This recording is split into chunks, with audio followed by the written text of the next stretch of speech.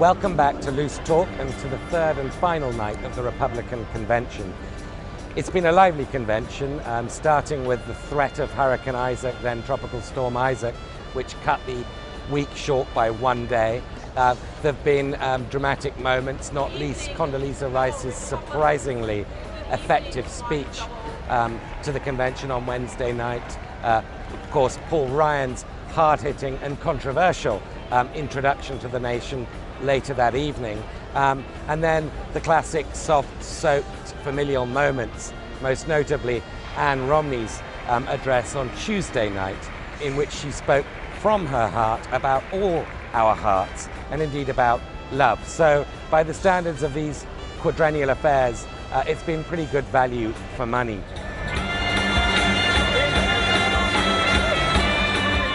But the ultimate test of whether this has been a success will only become apparent later on tonight when Mitt Romney gives his speech. Only after that, after what of course is the biggest speech of his life so far, will it become clear whether he's succeeded in humanizing his robotic image with the American public, and whether he's achieved that all-important test of getting a bounce in the polls that all nominees have come to expect as their due from these grand conventions. As you can see from behind me, delegates are streaming in already to this convention. Now, I might be making myself a hostage to fortune, but I'd bet that some of the other speakers on tonight's roster, notably Clint Eastwood, but also perhaps Newt Gingrich and Jeb Bush, even Marco Rubio, could outshine the former governor of Massachusetts. For those of us who've sat through every minute proceedings over the last 72 hours, it's a very different vision than it is for most Americans, who are only going to get at most an hour or a few minutes worth of exposure to events this week. I'll start it, you finish it. Go ahead.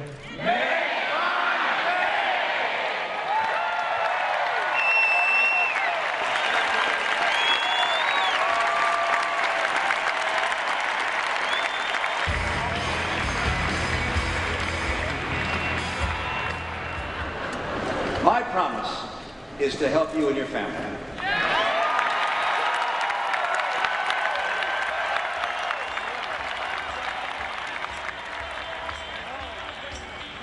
So with the balloons still popping behind me, you can hear the end of the Republican convention. And as I suspected, Clint Eastwood did, in the event, overshadow Mitt Romney, but not quite in the way that I supposed. He spent most of his bizarre speech arguing with an empty chair, proving, I guess, that actors usually perform best when they have a script to perform to. Nevertheless, he did end with the famous Clint Eastwood line, "Go ahead, make my day." As for Mitt Romney's speech, well, it was a speech by Mitt Romney. It was a pretty flat delivery. There were one or two rhetorical high points. Disappointingly little new information on what a Romney administration would mean in practice. And so I would be pretty surprised if he went out of this convention with a major bounce in the polls. But as I said earlier, sitting here in the convention hall is pretty much the worst place to judge the impact of a presidential convention.